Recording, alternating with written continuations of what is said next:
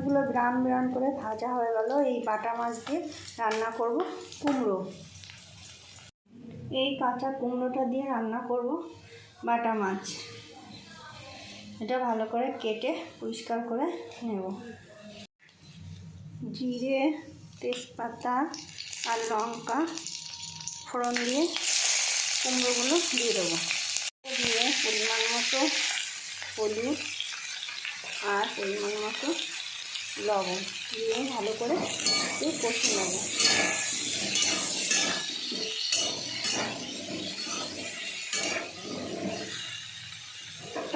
একটু ঢাকা দিয়ে দেবো। জিরে, কাঁচা জিরের গুঁড়ো দিয়ে কুমড়োটাকে একটু ভেজে নিলাম।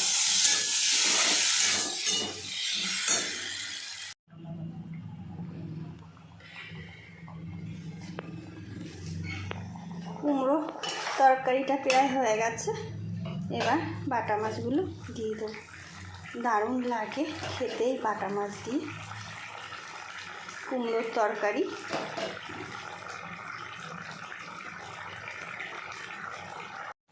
হয়ে গেছে কুমড়ো দিয়ে বাটা মাছ।